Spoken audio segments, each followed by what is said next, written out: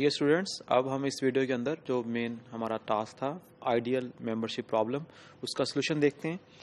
Ideal membership problem, जो problem था वो था कि आई जो है वो जनरेट हो रहा है F1 से लेकर Fs तक, और आपके पास जो है वो F is any polynomial in the polynomial ring के ऑफ x1 से लेकर xn तक। हमने देखना था कि वो F जो है वो उस I जो कि F1 से लेकर Fs से जनरेट हो रहा है उसको बिलोंग करता है कि नहीं करता, और this is so called the ideal membership problem. ठीक है, अब हम इसका सोल्यूशन देखते हैं। सोल्यूशन क्या है कि आपके पास आई है, आई वही आपके पास F1 से लेकर Fs तक जनरेट हो रहा है, और you have some polynomial F। Problem basically ये थी कि इससे पहले जब हम डिवाइड करते थे तो हमें यूनिक रिमाइंडर का नहीं पता था कि यूनिक रिमाइंडर आ सकता है कि नहीं आ सकता। तो अभी हमने इससे पहले सारी थ्योरी की है, ग्रोबनर बेसिस की थ्योरी की है, रिजल्ट की है, उसमें हमें ये पता लगा है कि ग्रोबनर बेसिस के केस में आपके पास रिमाइंडर जो है वो यूनिक आएगा। तो इसका मतलब ये हुआ कि उसी आइडियल आई का एक ऐसा जनरेटिंग सेट जो कि ग्रोबनर बेसिस नहीं है, उसके अगेंस्ट आपको रिमाइंडर जीरो नहीं मिलेगा, लेकिन ऐसा जनरेटिंग सेट जो कि ग्रोबनर बेसिस है उसके अगेंस्ट आपको यूनिक रिमाइंडर मिलेगा। तो इसका मतलब ये है कि हमारा टास्क पहला ही होना चाहिए आइडियल मेंबरशिप प्रॉब्लम को सॉल्व करने के लिए कि पहले हम एक ऐसा सिस्टम ऑफ जनरेटिंग सेट, एक ऐसा सिस्टम लें जो उस आइडियल को जनरेट भी करे और उसके अगेंस्ट उसका रिमाइंडर जो है वो जीरो भी है। तो it means we want to compute the Groebner basis of that ideal I with respect to some monomial ordering. हमने एक मोनोमियल ऑर्डरिंग फिक्स कर दी है, उसके रिस्पेक्ट से फिर हम ग्रोबनर बेसिस को निकाल लेंगे।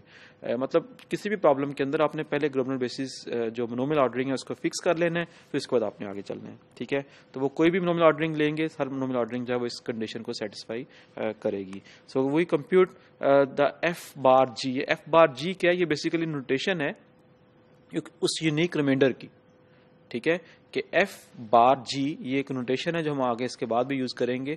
ये उस यूनिक रिमाइंडर की नोटेशन है जो कि ग्रोबनर बेसिस जी के साथ जब एफ को डिवाइड करेंगे और रिमाइंडर हमें यूनिक मिलेगा, उस यूनिक रिमाइंडर को, वैसे तो हमने रिमाइंडर को आर का नाम दिया हुआ था, लेकिन अब क्योंकि ये एक यूनिक रिमाइंडर है, ग्रोबनर बेसिस जी के अगेंस्ट मिला है, एफ को हमने डिवाइड किया जी के साथ, तो इसकी नोटेशन एफ बार और ऊपर हमने जी लिखा हुआ। This is just notation for that unique remainder. तो हमने फिर इसको कंप्यूट करना है। कंप्यूट करने के बाद पहला स्टेप क्या है कि आपने ग्लोबल बेसिस निकालनी है, दूसरा ये कि आपने रिमाइंडर को कंप्यूट करना है। रिमाइंडर को कंप्यूट करने के लिए आप अब F1 से लेकर Fs कोई भी ऑर्डर लेंगे वो उसको सेटिस्फाई करेगा। ठीक है, F1 F2 F3 ले लें, F3 F2 F1 ले लें, अगर तीन पॉलिनोमियल्स हैं तो कोई ऑर्डर भी उसको आप ऑर्डर मैटर नहीं करता इसके साथ। ठीक है, तो आपने उस रिमाइंडर को जो आपका डिवीजन एल्गोरिथम है, यूज आपने डिवीजन एल्गोरिथम को ही करना है, कोई और एल्गोरिथम हमने नहीं किया डिवीजन का, उसी को हमने यूज करना है। और उसके बाद आप उसका रिमाइंडर फाइंड आउट करोगे। अगर वो रिमाइंडर जो है वो जीरो आ जाएगा, अगर जीरो आ जाएगा तो वो ग्रोबनर बेसिस मेक श्योर करेगा कि ये आपके पास यूनिक ही रिमाइंडर है, इसके अलावा इसका मतलब जीरो ही आ सकता है, कोई और नहीं आ सकता। सो इफ वो रिमाइंडर आपके पास जीरो होगा तो एफ आई को बिलोंग करेगा, अगर वो रिमाइंडर जीरो नहीं आएगा तो एफ आई को बिलोंग नहीं करेगा। This is something about the solution of the जो है वो आइडियल मेंबरशिप प्रॉब्लम। ठीक है, जब आप इसको कंप्यूट करोगे ना, इसको ग्रोबनर बेसिस को, अभी तक हमने इसको ग्रोबनर बेसिस को कंप्यूट नहीं किया, तो यू विल सी कि ये जो ग्रोबनर बेसिस होता है ना किसी भी आइडियल की, ये यूनिक नहीं होती, ये डिफरेंट हो सकती है। मतलब आपने कभी, इसके बाद हम एक बुकबर्गर एल्गोरिथम करेंगे जो कि यूज होता है ग्रोबनर बेसिस को कंप्यूट करने के लिए। अभी हमने इसकी कंप्यूटेशन नहीं की, इससे पहले कुछ एग्जांपल्स की हैं, उसको कंप्यूट नहीं किया। तो जब हम कंप्यूट करेंगे तो वी विल सी कि आपके पास जो ग्रोबनर बेसिस है वो यूनिक नहीं आती। अब अगला क्वेश्चन ये है कि आपने आइडियल मेंबरशिप प्रॉब्लम को सॉल्व करना है, आपके पास एक आइडियल है, उसके अगेंस्ट आपने ग्रोबनर बेसिस को निकाल लिया। हो सकता है कि एक ग्रोबनर बेसिस कोई और, एक दो बंदे अगर काम कर रहे हैं, दो बंदे इकट्ठे उस पर वर्क कर रहे हैं, तो एक के पास ग्लोबनर बेसिस कोई और है, दूसरे पास ग्लोबनर बेसिस कोई और है, फिर उसका क्या सोल्यूशन है? तो नेक्स्ट जो प्रोपोजिशन है उसका सोल्यूशन हमें वो प्रोपोजिशन दे रही है। That proposition is late G1 से लेकर GS तक and G prime is equal to G1 prime से लेकर GS प्राइम तक be Groebner basis of the ideal I with respect to some monomial ordering this one.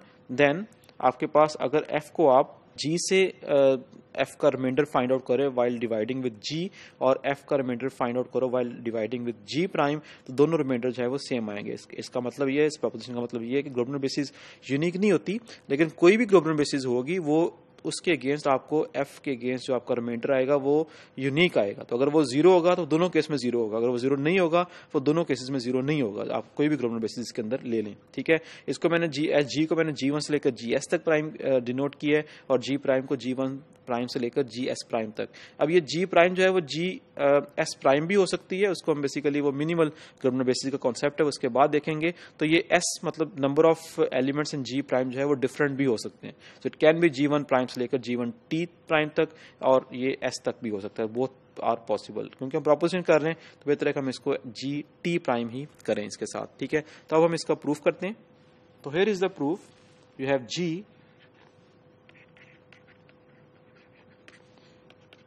G को हमने कहा है कि G is equal to G1 से लेकर GS तक, and G prime is equal to G1 prime से लेकर GT प्राइम तक, ठीक है। तो आपने बेसिकली प्रूफ ये करना है कि if you have some f, ठीक है, और f जो है वो कोई भी पॉलिनोमियल है in the polynomial ring k of x1 से लेकर xn तक, और हम बेसिकली प्रूफ ये करना चाह रहे हैं कि f को अगर मैं डिवाइड करूं विद रिस्पेक्ट टू g के साथ, तो उसका जो रिमाइंडर आए जो कि यूनिक होगा, क्योंकि g आपके पास both g and g primes are Groebner basis, ठीक है। और उसके साथ साथ अगर मैं f को डिवाइड करूं with respect to g prime, तो दोनों का जो यूनिक रिमाइंडर है वो दोनों को दोनों आपस में जो है वो सेम आएंगे। तो हम अज्यूम करते हैं कि वो सेम नहीं है, and we assume that f g जो है वो r के बराबर है और f g प्राइम जो है वो r प्राइम के बराबर है। These are two different remainders. ये हम सपोज करते हैं for the proof, we suppose this one, ठीक है। सो अगर हमने इसे सपोज किया है तो इसका मतलब ये हुआ कि by the division algorithm we will have two polynomials g and g prime belongs to i, ठीक है।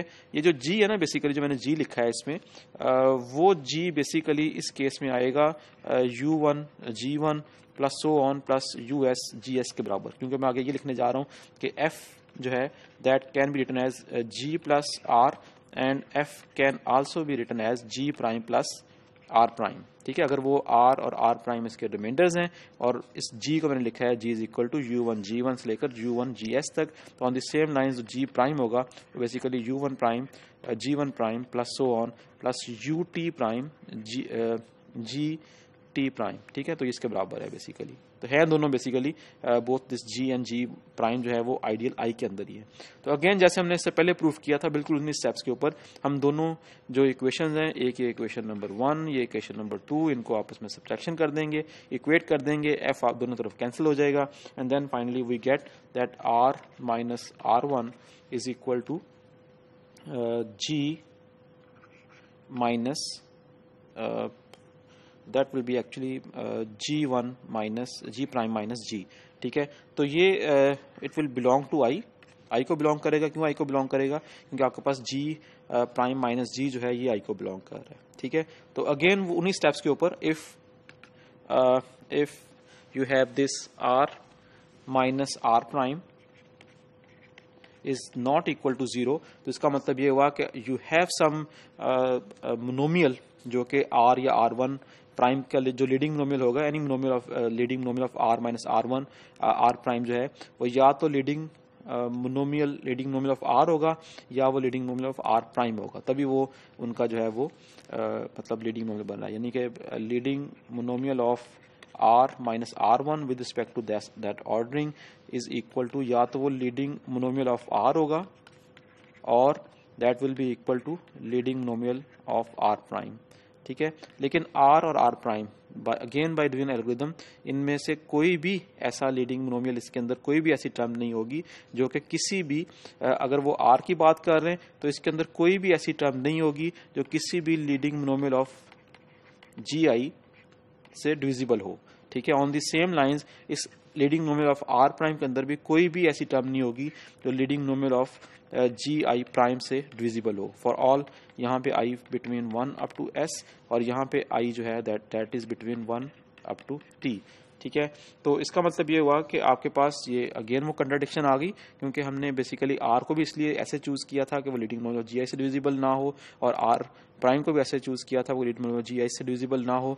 लेकिन जब r माइनस r प्राइम जो है वो i को बिलोंग कर रहा है, तो इसका मतलब ये हुआ कि वो या तो लीडिंग मोनोमियल ऑफ g1 से भी वो डिविजिबल होगा और leading monomial of sum gi prime से भी डिविजिबल होगा, क्योंकि वो दोनों इसको i के एलिमेंट्स को जनरेट कर रहे हैं। This is again contradiction, that means कि r माइनस r प्राइम जो है वो इक्वल टू 0 है या r is equal to r prime. यही हमने प्रूव करना था इसके अंदर।